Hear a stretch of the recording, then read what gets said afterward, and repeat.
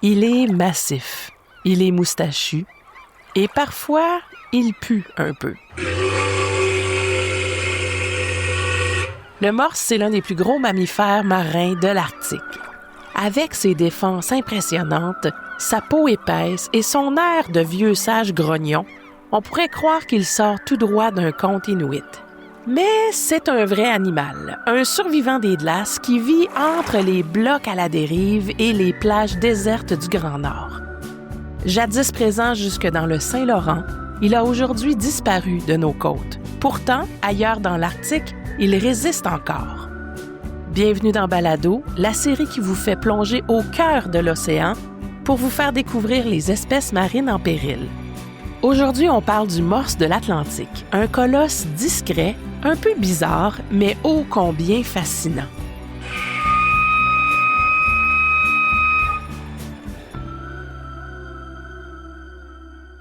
Avant de plonger dans la vie du morse, il faut qu'on parle de ceux qui l'ont côtoyé de plus près.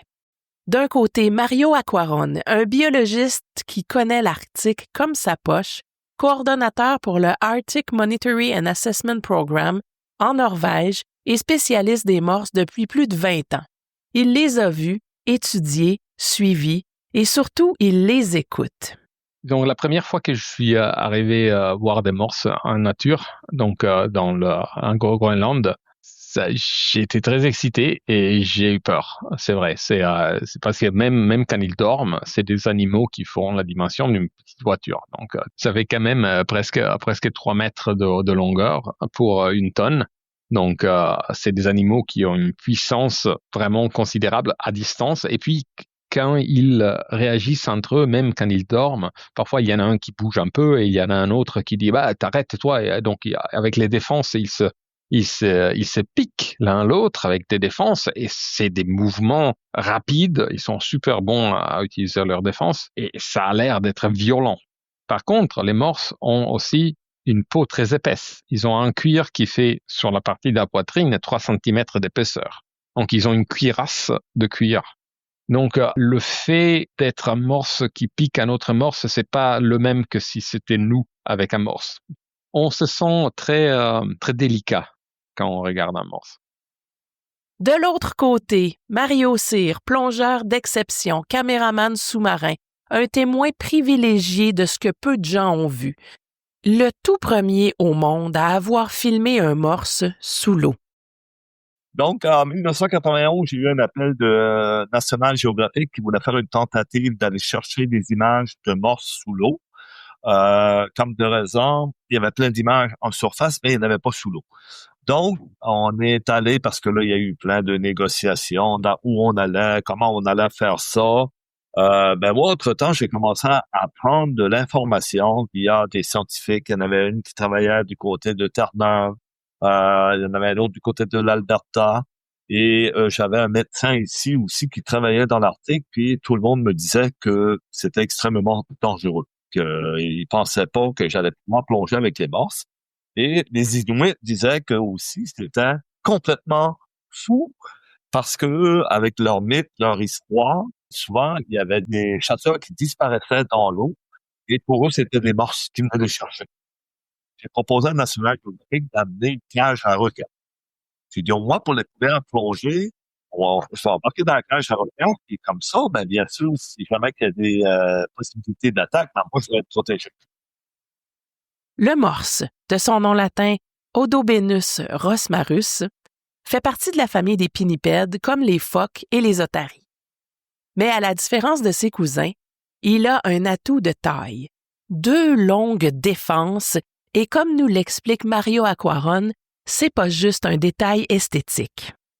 Ils sont pareils, donc c'est les mâles et les femelles les deux ont des défenses. Donc c'est les canines supérieures qui descendent et ils ont une croissance pendant tout le cours de la vie. Donc quand ils naissent, ils n'ont pas de défense. Et là, leurs mères sont très contentes de ça. Et puis ça pousse plus ou moins 1 centimètre par an. Et c'est des ivoires très durs, beaucoup plus durs que l'ivoire et beaucoup plus précieux que l'ivoire d'un éléphant. Ils utilisent ça pour se défendre Ça, c'est une chose. Mais l'autre utilisation qui est très, très importante, et c'est pour cela que c'est les deux sexes, les deux sexes qui l'ont, c'est pour remonter sur la banquise. Quand ils sont en mer, c'est pour se remonter sur la banquise. Les défenses, c'était surtout pour se bagarrer, pour se défendre.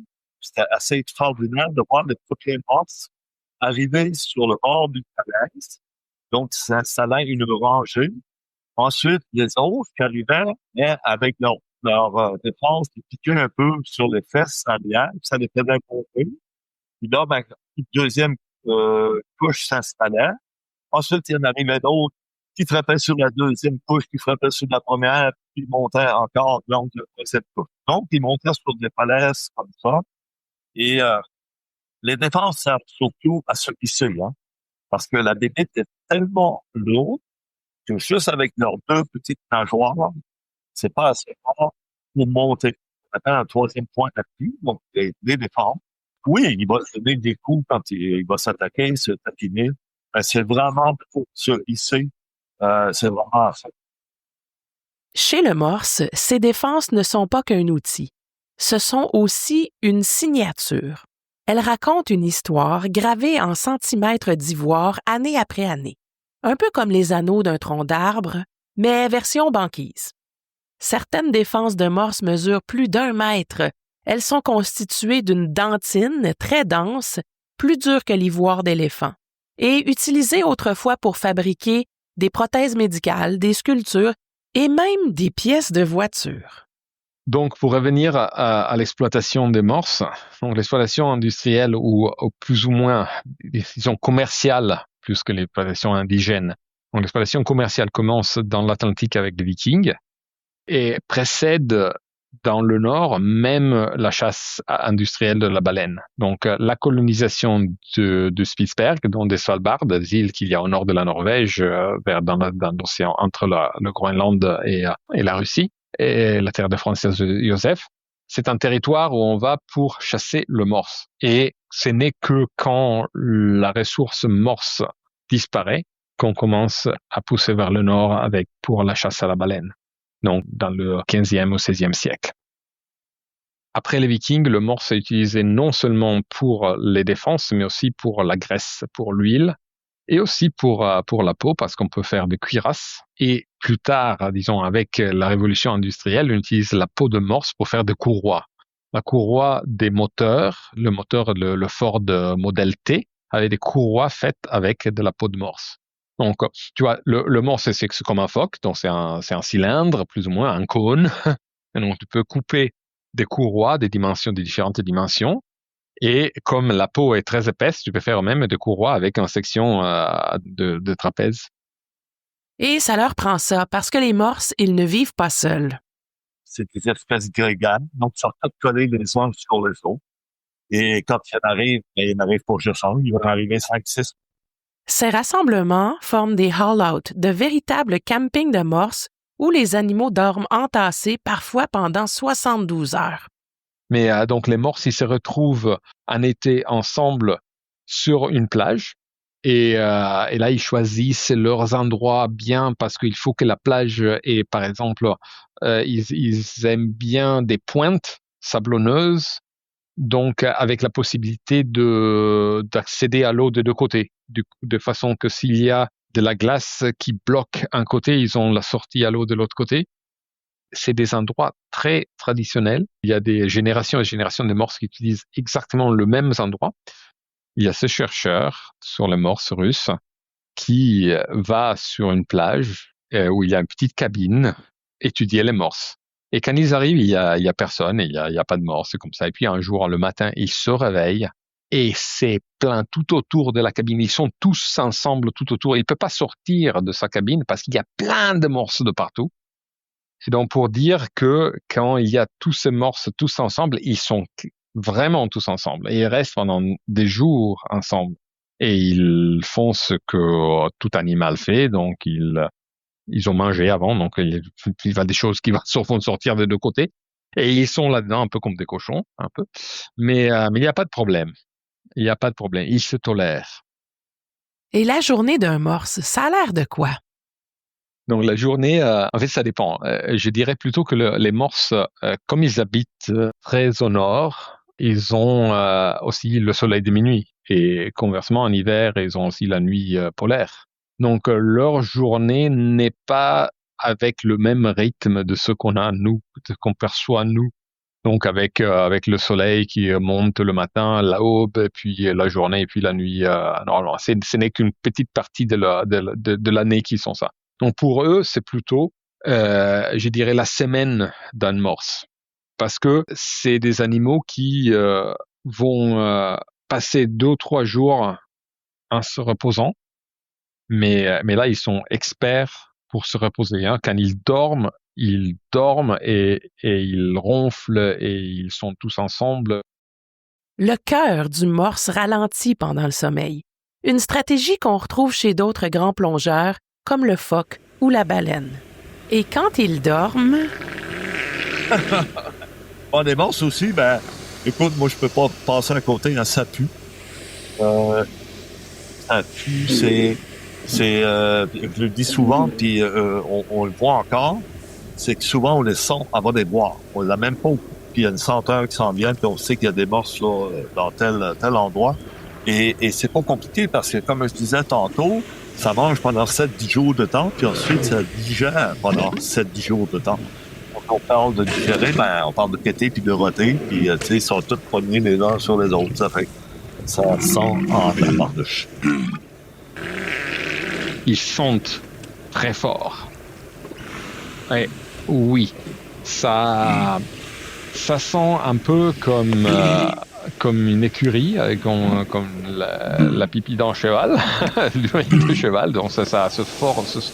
Mais il y a aussi quelque chose de plus doux. Et probablement c'est les moules, donc les mollusques qu'ils mangent. Et ça donne, c'est très caractéristique. L'odeur d'un groupe de morses, l'odeur d'un morse est très caractéristique et ça reste dans la peau. C'est un peu gras, disons. Et quand on a travaillé pendant un mois avec des morses, après quand on revient à la civilisation, on s'est habitué parce qu'on a été avec les morses, mais les autres autour, pendant des jours, ils nous évitaient. Et puis, il y a quelque chose qu'aucun chiffre ne peut dire. Quelque chose qu'on ne mesure pas, mais qu'on ressent. Le choc de la première fois. Quand on réalise la taille, le poids, la présence. Quand j'ai vu les morses pour la première fois, ben, j'ai levé les mains au ciel en disant merci d'avoir emporté une cage à requins parce que jamais de ma vie que j'aurais été dans l'eau avec ça. C'est énorme. Le morse peut peser jusqu'à 1500 kilos. Et malgré ce poids, c'est un excellent nageur. C'est extraordinaire. Quand on a la chance vraiment de voir sous l'eau, ça va très, très, très rapidement et ça se déplace très facilement. Le poids par rapport à la grosseur est très proche de l'unité 1 de l'eau, là, parce qu'ils font facilement remonter à la surface, de se tourner. Donc, ils sont bien dans leur milieu, puis sont super bien adaptés, là. Des rencontres comme ça ne s'oublie pas. Un mélange de peur, d'émerveillement et de respect. Parce qu'en présence d'un morse, on comprend vite qu'on est juste un invité dans leur univers. Un monde massif, grouillant, bruyant, mais d'une beauté brute. Il y a une chose qui m'a marqué, vraiment, il y a une chose qui me manque et que j'ai remarqué simplement parce que j'ai eu la possibilité de toucher un morse vivant, anesthésié, évidemment, parce qu'on mettait les balises, on avait fait une petite, on les avait immobilisés chimiquement. C'est la douceur des poils qu'ils ont entre les narines, dans le côté ici des narines. Ils sont super doux et tendres. Tu vois un animal qui est grossier, avec une peau épaisse, avec des défenses qui se bougent un peu comme un bulldozer, mais là, ils sont super doux. C'est le petit spot avec des poils tout fins. Et en fait, si jamais on voulait faire que le morse se calme et s'éloigne, il fallait vraiment avec un petit bâton tout fin, le toucher sur les narines, entre les narines. tu peux faire ça, tac, tac, tac, tac, et puis, ou lui envoyer un petit caillou sur le nez, et il s'en va. Bien avant les satellites, les balises, les caméras sous-marines, les Inuits connaissaient déjà les morses. Ils savaient où les trouver, comment les approcher et surtout, comment vivre avec eux. Pour les peuples de l'Arctique, le morse, c'est bien plus qu'un animal.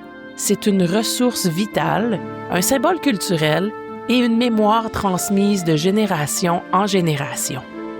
Je suis allé à la chasse avec des Inuits et c'est assez extraordinaire parce que quand on arrive où sont les morses, ben, comme de hasard, ils vont en tuer, hein, ils vont pas tirer au fusil, ils vont tirer encore à la lance pour que les autres restent autour.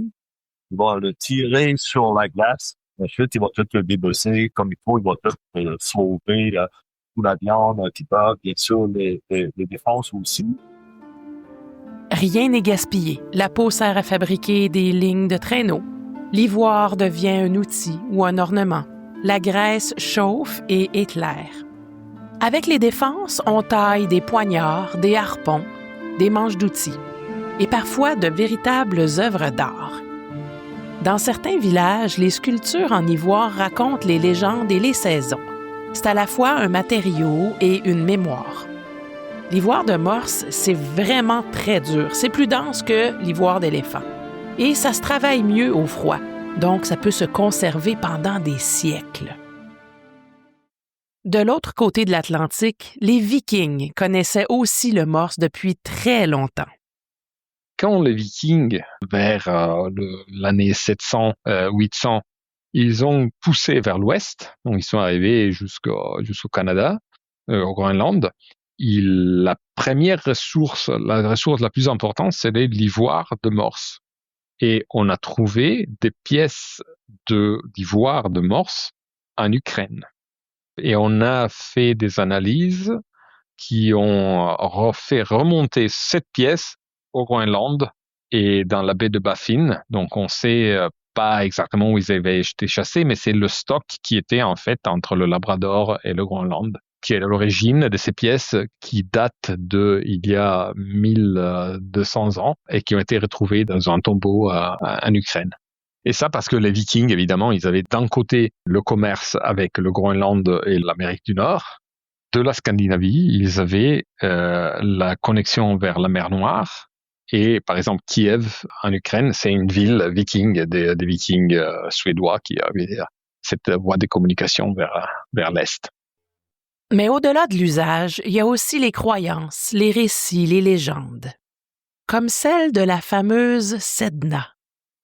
La légende de Sedna a des tentacules assez longues un petit peu à travers l'Arctique, tu sais, c'est sûr que Sedna c'est la fille du chasseur Adja, donc qui était belle, qui était d'une beauté assez incroyable, puis elle avait bien sûr à partir de 15 ans des demandes en mariage, mais 4-5 par jour, puis elle refusait toujours, elle passait ses journées à se peigner puis à s'admirer en fait compte parce qu'elle savait qu'elle était belle. Jusqu'à temps que son père, chasseur de phoques et de morses, à un moment donné, l'année a été plus difficile, puis il y avait de la difficulté parce que Sedna vivait seule avec son père, sa mère était décédée. Donc, son père a dit, ben là, c'est pas compliqué, le premier personne qui vient, tu le maries. Fait que est arrivé un Inuit, mais avec de la fourrure puis les lunettes en os, donc le visage complètement enveloppé. Puis il a demandé sa fille en mariage, puis ça fait qu'il l'a laissé aller avec. Il l'a amené sur une île un peu secrète. Et quand elle a venu qu'à voir son visage, mais c'était quand même bon. C'était comme quelqu'un complètement hideux, vraiment pour beau à voir. Et comme de raison, elle s'est sauvée et son père l'a entendu crier, est allé la chercher, mais surtout, c'est que elle s'agrippait sur le bord du bateau, puis pour pas qu'elle embarque en bord, mais il a tapé sur les doigts, puis les doigts se sont bien sûr, ça a été dans l'eau, puis ça fait des morses, puis des baleines, puis des morses. Ben, tu sais, Je la connais pas plus que ça parce qu'on me l'a raconté dans différents endroits avec des versions qui étaient quand même un peu différentes. Ça reste que c'est quand même la déesse Inuit. C'est quand même, quand on parle de Sedna, c'est certain que pour eux, c'est la déesse là, qui une vénère. Selon cette légende, donc, Sedna, c'est la déesse de la mer. C'est elle qui contrôle les animaux marins. Et si elle est fâchée, la chasse échoue. Les animaux se cachent et la mer va se taire. Alors encore aujourd'hui, certains Inuits s'excusent avant de chasser et disent merci après. Quand on parle de chasse traditionnelle aux morses, chaque geste compte. Un témoignage recueilli dans le rapport de Qikiqtani Truth Commission en 2013 le résume bien. Quand un morse est sur l'Atlas, il entend bien. Il faut s'approcher lentement, sinon il s'enfonce dans l'eau. C'est pas une simple mise en garde. C'est un savoir transmis de génération en génération. Ces observations fines, issues de l'expérience directe sur le territoire, guident les chasseurs dans leur approche.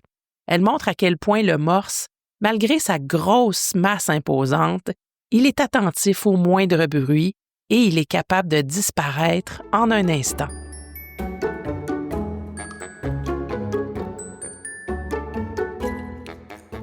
D'autres histoires de chasseurs, ceux-là de Kapianaktut, le mentionnent très bien. Le morse, c'est pas une prise, c'est un don. Tu dois tout utiliser et dire merci. Et même dans l'organisation sociale des morses, les traditions trouvent un écho. À un moment donné, je me suis approché d'une maman qui venait d'avoir un petit. Le petit avait encore le cordon ombilical, donc le bébé, il avait 3-4 heures, là, il venait de naître. Et c'était extraordinaire. Et en plus, j'étais vraiment en train de faire une lumière parce que le bébé était en train de s'arrêter sous l'eau. Et ça, les scientifiques et tout le monde à qui j'en avais parlé, c'est que non, il était juste à la surface. Donc, je savais que j'étais peur de faire quelque chose d'assez extraordinaire, mais j'avais peur de la maman. J'avais aucune idée comment ça allait se passer. Et à ma grande surprise, il n'y avait aucune réaction. Donc, je me suis approché très, très, très près, peut-être à 3-4 pieds. Et j'ai commencé à la filmer. Il n'y a aucune réaction de la maman, sauf qu'à un moment donné, il y a une mamie, donc ma tante, qui est arrivée et qui m'a frappé dans l'épaule gauche. Donc, j'ai eu une dislocation de l'épaule gauche. Et à partir de ce moment-là, les scientifiques, tout le monde a commencé à comprendre que les morses fonctionnaient un peu comme les dauphins. Ça veut dire que lorsqu'une maman a un petit, il y a une mamie qui les protège. Donc, une mamie qui surveille pour que tout aille bien pour la mère du petit. Et c'est cette mamie-là, comme vraiment, que le fait que je sois trop proche, est venue sur moi pour, bien sûr, pour défendre. Ayant peur pour la mère puis le petit. Et pour moi, mais c'était fini. Dislocation de l'épaule, la misère du monde à embarquer dans le bateau. Et jamais de ma vie que je retournerai au morse. Et je sais pas trop qu'est-ce qui s'est passé en l'hiver, mais le printemps après, je suis retourné. Je faisais super attention aux mamies. Donc, je filmais, puis j'avais plus les yeux tournés vers les morses qui étaient à côté. Puis dès qu'ils commençaient à s'exciter un peu, à bouger, ben, je savais que j'étais assez prêt. Je me retirais un peu. Cette solidarité, c'est pas un mythe.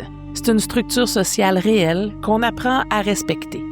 Et quand le morse devient trop discret ou que les glaces fondent, certains se demandent « Est-ce que ce serait Sedna qui nous rappelle à l'ordre? » Une chose est sûre, il y a dans le regard du morse, dans sa lenteur, dans ses habitudes millénaires, quelque chose qu'on aurait tort d'oublier.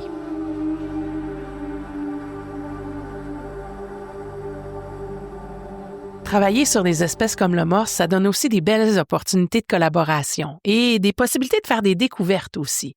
Quand on travaille avec des chercheurs, des cinéastes, des gens de différents horizons, ça donne des belles surprises. Et en fait, comme nous, on mettait aussi les balises sur les défenses, donc sur les dents, les canines qui sortent, les défenses des morses. Donc, on mettait la balise là-dessus. On faisait aussi des taches de peinture sur le dos pour pouvoir les reconnaître, nos morses sur lesquelles on a travaillé. On les avait amers et les gens là qui étaient en train de filmer, ils n'étaient pas très contents parce qu'ils voulaient des animaux pristines, naturels, sans maquillage. Et donc c'était c'est un peu difficile. Mais Doug Allen, qui était le plongeur principal, c'était super. Et aussi il y avait Göran Helmé, très connu, un cinéaste sous-marin. Ils nous ont aussi donné des très bonnes prises de vue sous-marines pour comprendre comment est-ce que les morses en fait mangent. Parce que tu vois, les morses, c'est des mammifères. Ils doivent monter en surface, respirer l'air atmosphérique et puis plonger. Donc, à chaque fois qu'ils font une plongée, ils peuvent garder le souffle pendant du temps. Donc, ils peuvent survivre avec 1 heure d'apnée, mais normalement, ils plongent, c'est 10 minutes, un quart d'heure. Le morse, c'est pas juste un gros tas endormi. C'est un architecte discret, un stratège, un expert du benthos, tout ce qui vit dans le fond. Et les morses normalement, ils mangent des animaux qui vivent sur le fond de la mer.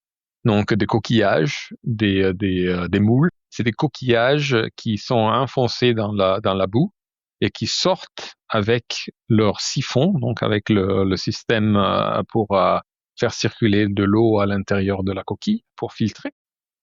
Et parfois, c'est aussi un animal très, très surprenant. Les scientifiques, parce que tu sais très bien, Lynn, comment on fait quand on veut savoir qu'est-ce qu'ils mangent, on fait des contenus stomacaux. Donc, en tout cas, au moins les morses que j'ai filmées dans le bout de hydraulique, c'est des balourdes qui mangent en 95-98%, mais qui mangeraient à peu près 450 ou 600 par jour. 450 palourdes par jour, en aspirant la chair sans même casser la coquille. Ils doivent plonger, aller là où il y a les bancs de coquillages. Et puis, ils utilisent principalement la nageoire droite. Donc, c'est des droitiers, normalement, les morses. Ça, c'est un des articles qui est sorti de nos études. Et ils enlèvent la boue doucement, délicatement, de là où il y a les siphons des moules qui sortent, de ces coquillages. Et donc, il y a une prairie de moules avec leur siphon qui sort. Et les morses vont les chercher une à une, un coquillage à la fois, et ils sucent la chair du coquillage hors de la partie dure par succion. Donc, dans leur bouche, ils sucent la partie molle, la partie pulpeuse, et ils laissent les coquilles sur la place. C'est très spécial. Et ça, on l'a fait. On avait des gens qui allaient plonger en même temps que mon doctorat. C'est les gens qui filmaient pour le documentaire The Blue Planet du BBC. Et là, vous pouvez voir, si vous voulez, quand vous regardez ce documentaire, la partie de l'article sur le morse, c'est les morses sur lesquels j'ai travaillé pour mon doctorat. Et puis, ils utilisent les vibrisses, donc leurs moustaches, qui sont très tactiles, donc et très mobiles, pour trouver chaque siphon qui sort de la boue. Et donc, pour pouvoir les sucer et les sortir. Un peu comme si on ouvrait des pistaches. Le morse possède plus de 400 vibrisses actives, sensibles au mouvement d'1 millième de millimètre. Mais ce qui étonne le plus les chercheurs, c'est ce qu'ils laissent derrière eux. Et quand les morses passent dans le fond, ça remet en suspension les œufs. Puis au lieu d'avoir 1%, il va peut-être avoir 3% ou 5% ou 6%. Donc, en fait, ils font leur propre nourriture. Ils font du jardinage. C'est vraiment comme ça que ça se passe, parce qu'en laissant leur moustache dans le fond, tout ça redevient dans la colonne d'eau, et tu vas avoir beaucoup plus de palourdes qui vont assurer qu'il va en avoir d'autres après. Une étude a même montré que le passage d'un troupeau de morses peut multiplier par 5 le taux de fécondation des palourdes dans une zone donnée.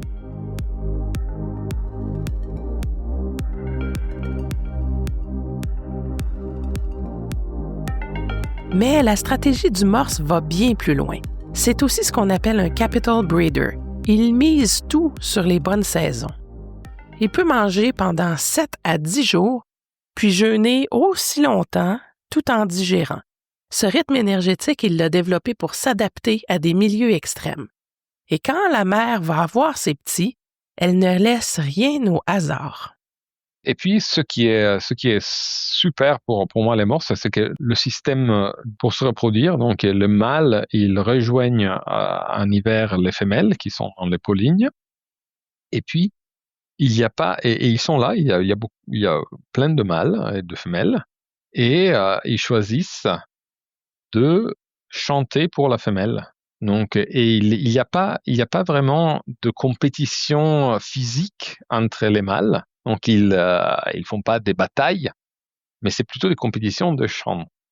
On ne sait pas comment ils font, mais probablement ils savent qui est-ce que le plus puissant qui va en premier, qui choisit de chanter en premier. Puis dans l'eau, il plonge et chante et remonte, et il plonge et remonte. Si la femelle décide qu'il chante bien, donc il va s'accoupler avec lui, elle va s'accoupler avec lui. Sinon, ben, elle attend simplement qu'il se lasse et qu'il laisse la place au prochain. Et donc, ouais, je trouve c'est très poétique l'idée qu'il y a un animal, un mammifère, qui en fait choisit son mate avec le chant et la capacité de plonger, parce qu'évidemment, de chanter en plongeant, ça nécessite une capacité physique aussi, des beaux poumons et d'être bien en forme. Et pour cela, c'est important de savoir, parce que comme c'est un hiver, il fait noir, c'est important pour les mâles de savoir qui est l'autre mâle, qui sont les compétiteurs. Donc, s'il y en a un qui est beaucoup plus agressif, ben, on le laisse chanter en premier. Mais on a appris que le mec, il était plus agressif en été, quand on était ensemble sur la plage, on dormait ensemble, entassés les uns sur les autres. C'est assez extraordinaire de voir aussi comment une mère transporte son petit. Ouais, elle va prendre dans ses deux nageoires, puis elle peut le tenir comme ça, puis le voyager sur des kilomètres et des kilomètres en venant le faire respirer à la surface, puis en descendant sous l'eau. Tu sais, c'est quand même de toute beauté, là. Et donc, par exemple, les petits de morses qui n'ont pas de défense, qui ne peuvent pas monter sur la banquise, ils sont aidés par leur mère pour remonter. Donc, la maman peut les prendre sous sa patte, comme ça, et les remonter, ou bien ils peuvent être sur le dos pour remonter sur la glace. Et ça, c'est très utile parce que la première année de se mettre sur le dos, parce que la première année il reste plus ou moins 3 ans avec maman. Et la première année, ils sont tout petits, donc la maman peut les prendre comme ça, mais après, ils commencent à devenir un peu gros et donc ils doivent se mettre sur le dos pour remonter sur la glace. Lorsque la naissance a lieu, mettons au mois d'avril, début avril, la mère et son petit vont vivre avec la mamie en parallèle.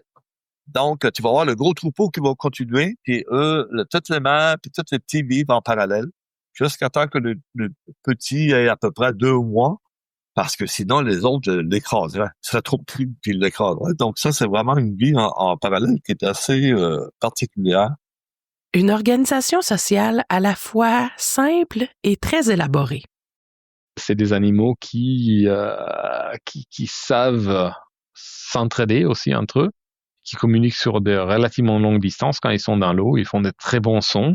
Des sons parce que c'est comme des gongs, c'est comme des arpèges, c'est des claquements, et des sons super sous l'eau pour communiquer aussi. Et ils enseignent à leurs petits où aller ou comment faire pour être morse. J'ai vu un vieux mâle qui avait 3 jeunes d'âge différents avec lui. Et il n'y avait pas de femelle autour. Et là, quand il est arrivé, il avait ces 3 avec lui. Et c'est évidemment, ça peut pas être, il peut pas avoir une parentèle directe parce que c'est impossible dans le mode de vie des morses.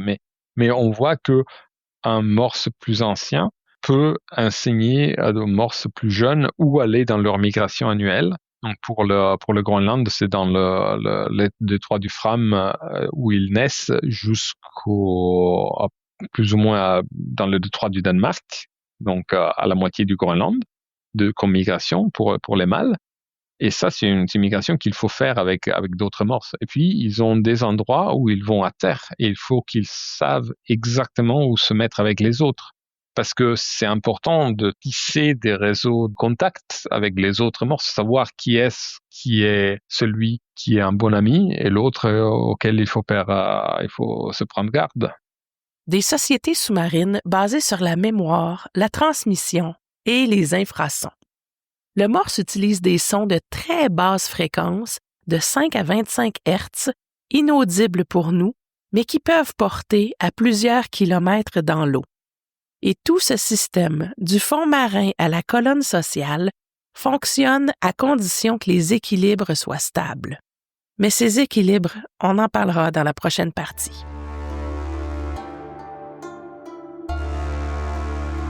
Le morse de l'Atlantique était autrefois présent jusque dans le golfe du Saint-Laurent.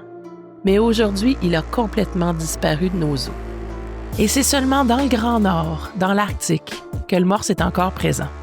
C'est très difficile de savoir combien de morses il y a dans la mer et sur les plages, mais on dit que dans la zone de l'Atlantique, il doit y avoir entre 25 000 et 30 000 morses. Tandis que dans le Pacifique, il y a 10 fois plus. Donc, il y a plus ou moins 200 000, voire 300 000 morses dans le morse de Pacifique. Le morse de l'Atlantique est classé comme une espèce préoccupante au Canada depuis 2006. Mais dans le Saint-Laurent, c'est même plus une espèce en voie de disparition. Il est carrément disparu. Et sa première menace, c'est le climat. Le plus gros problème pour les animaux de l'Arctique, je pense, moi c'est mon opinion personnelle, mais je suis pas le seul, c'est le changement de climat. Donc le réchauffement de l'Arctique qui se produit au moins 3 fois plus rapidement que le réchauffement du reste du globe, ça entraîne un changement de l'écosystème qui influence toutes les espèces. Donc, avant, on va dire recul de 30 ans. Ils faisaient des grandes routes migratoires, mais pour la plupart, avec le courant, ils embarquaient sur des grands morceaux de glace et les courants les faisaient dévier. Ça veut dire qu'il y avait comme un transport gratuit qui les transportait d'un endroit à l'autre. Donc, quand ils faisaient leur grande route migratoire, dévier comme ça sur les glaces, à se faire chauffer au soleil. Aujourd'hui, ces glaces-là n'existent plus ou pratiquement plus. Ça fait qu'est-ce qu'il faut qu'ils fassent? Les morses sont obligés de nager.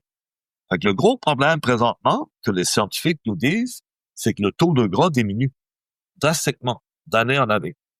Parce qu'ils sont obligés de fournir beaucoup plus d'efforts pour aller chercher la nourriture. Tous les animaux sauvages ont installé leur système, ont installé leur manière de faire pour aller chercher la nourriture en dépensant le moins d'énergie possible. C'est ça la base, en fin de compte, de ces animaux-là. Mais ils ont fait ça dans l'Arctique avec la glace, bien sûr. Donc aujourd'hui, le fait qu'il n'y ait pas de glace, ils sont obligés de dépenser beaucoup plus d'énergie pour aller chercher de la nourriture. La nourriture, on pense qu'elle est encore là. Il y a encore, bien sûr, des paloudes, mais le gros problème, c'est que faut qu'ils nagent beaucoup plus qu'avant. Sans la glace, les morses ne peuvent plus se reposer en sécurité entre 2 plongées. Ils doivent nager plus loin, plus longtemps et avec moins de repos. Le challenge pour les animaux de l'Arctique est de vivre dans un milieu qui est très différent, avec une présence humaine beaucoup plus importante. La banquise, c'était leur refuge pour se reposer, allaiter les petits ou échapper aux prédateurs. Et les plages de repli sont parfois surpeuplées, dangereuses ou perturbées par les activités humaines. Un morse, si on le dérange, il ne reviendra pas à cet endroit-là. Il va changer d'endroit, mais chaque fois qu'il bouge, il dépense de l'énergie. Et c'est pas son seul problème. Le réchauffement du climat entraîne une fréquence plus importante des incendies dans les forêts et dans le toundra et dans les zones aussi. On le sait, au Canada, on a vu Yellowknife l'année dernière, tout ça. Et ces incendies produisent des particules de charbon fines qui sont transportées par l'atmosphère, par le vent jusqu'au nord. Et cette particule entraîne aussi des composés aromatiques, donc des composés de carbone qui sont des polluants. Et il y a une remobilisation des polluants qui étaient dans le toundra, par exemple, par les feux. Il y a le permafrost, comment ça s'appelle là en français? Permafrost. Le pergélisol, j'ai ça. Ça fond et ça remet en circulation des anciens polluants. Les composants radioactifs, les atomes radioactifs de Tchernobyl qui étaient entassés dans le permafrost, ça fait il y a quoi, c'est 40 ans, ils sont remobilisés maintenant parce que le permafrost fond. Du mercure, des pesticides, des polluants organiques persistants. Tout remonte à la surface et s'accumule dans la chaîne alimentaire. Les morses tout en haut de cette chaîne n'y échappent pas. Et pendant ce temps, l'Arctique s'industrialise. Il y a de plus en plus de gens qui poussent vers le nord. Donc, il y a des constructions, il y a des mines de minéraux spéciaux, il y a des transports, il y a le tourisme, il y a plein de choses qui se produisent maintenant dans l'Arctique, qui n'étaient pas là il y a 100 ans, il y a 200 ans, dans la vie, la vie d'évolution des morses. Les navires aussi sont plus nombreux. Le bruit sous-marin augmente et les écosystèmes, fragiles, subissent des chocs qu'ils ne peuvent plus absorber. Mais juste de visu, on allait, mettons, à White Island, puis là, l'été, il y en avait 400-500, puis aujourd'hui, on en voit peut-être 150, 200. Là, ils sont partis ailleurs. Tu sais, je veux pas dire, moi, qu'ils sont morts ou qu'ils ont disparu. Les troupeaux sont quand même beaucoup plus petits qu'ils étaient auparavant. Disparus, déplacés, affaiblis, on ne le sait pas encore. Mais une chose est claire, leur monde change trop vite. Et dans le Saint-Laurent? En fin de compte, il y a eu des morts jusqu'en 1797 aux îles de la Madeleine. Okay? Il y en a peut-être eu quelques-uns après. Bon, comment ça se passait à l'époque? Il y avait dans le golfe Saint-Laurent des bateaux qui venaient surtout de la côte est américaine, Nantucket, qui était un avant-poste de chasseurs de baleines, et aussi des passes, donc ça venait de l'Europe. Et ils chassaient des baleines, puis quand il restait 8-10 tonneaux à remplir, pas assez pour une baleine, ils passaient aux îles, ils chassaient une couple de morses pour remplir les tonneaux et ils vont rentrer à bon port. Puis en 1797, on ne sait pas exactement qu'est-ce qui s'est passé, probablement une question de nourriture, parce qu'il y a des choses qui peuvent se passer aujourd'hui. Aucune baleine. Et là, on a 67 bateaux qui viennent de Nantucket, puis ils chassent la baleine, mais il n'y en a pas. Il n'y en a pas, il n'y en a pas, il n'y en a pas. Et pour pas perdre leur été, ils ont décidé de venir aux îles pour tuer des morses. Et la chasse aux morses, il n'y a rien de plus facile parce que les bateaux arrivaient, on imagine la grande échourie, il y avait des milliers de morses. Les bateaux se mettaient face à la plage et on descendait les hommes dans des canots et les hommes amenaient des choses pour faire du bruit, probablement des chaudrons, tout ce qu'il y avait sur la mer. Donc, il y a énormément de bruit et les morses, au lieu de venir dans l'eau, montaient dans les dunes portières. Puis ensuite, on arrivait avec des grandes perches, puis on les dirigeait à un endroit donné. Et on avait ici, on a trouvé des milliers de balles de mousquet, là. Donc, on les amenait directement à un endroit donné.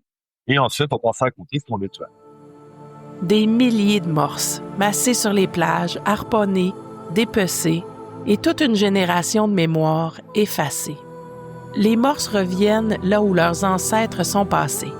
Mais si la chaîne est brisée, ils ne reviennent plus. Voilà pourquoi ils sont en péril. Pas parce qu'ils sont faibles, mais parce que leur monde a été profondément modifié. Le morse a traversé des millénaires. Il a survécu aux glaciations, à la chasse commerciale, à la solitude du Nord. Alors, pourquoi s'inquiéter? Il y a aussi, il faut penser que le morse, c'est un animal qui vit 30 voire 40 ans au moins et qui a un cycle de vie qui lui permet de se reproduire plusieurs fois dans sa vie et ils accumulent les graisses dont ils se servent pendant l'hiver, ils les accumulent pendant l'été. Donc, c'est des capital feeders, on les appelle. Donc, c'est des animaux qui se nourrissent beaucoup quand il y a beaucoup de nourriture. Ils peuvent voyager pour aller chercher de la nourriture. Ils ont une culture, ils savent où aller chercher la nourriture et ils ont beaucoup de ressources pour pouvoir survivre. C'est pas parce qu'ils ont mangé moins pendant un an qu'ils vont mourir. C'est pas un animal qui est beau. C'est un animal qui pue, en plus. Des fois, on peut avoir de la difficulté à aimer ces animaux-là. Tu sais, un blanchon, là, il n'y a pas de problème, là. De dire, c'est beau, c'est blanc, c'est cute, tandis que c'est facile à aimer. Ou un chiot ou n'importe quoi, mais un morse, on peut pas dire vraiment que c'est beau, puis c'est ça pue.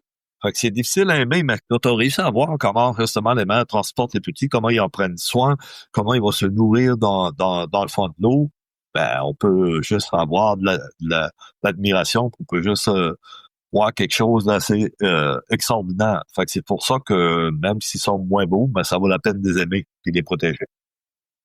Et c'est là qu'on entre en jeu. Car ce qui menace les morses, ce n'est pas la nature, c'est notre façon de vivre. Réduire notre empreinte carbone, limiter le bruit sous-marin, protéger les habitats critiques, soutenir la recherche dans l'Arctique et surtout écouter ceux qui vivent avec les morses depuis toujours. Pour plusieurs peuples du Nord, ce ne sont pas juste des animaux, c'est un système. Et si on en dérange une partie, tout va se dérégler, alors il faut apprendre à cohabiter. Le morse est un survivant, un géant moustachu qui ne demande qu'une chose, qu'on lui laisse la place d'exister. Certains projets pilotes de protection incluent l'interdiction temporaire de trafic maritime dans les zones sensibles pendant les périodes de repos des morses. Les morses ont survécu à des changements de climat parce que l'espèce est beaucoup plus ancienne que les dernières glaciations, les dernières périodes de réchauffement. Mais quand même, là maintenant, le facteur en plus, c'est le facteur humain, avec notre présence et avec la pollution.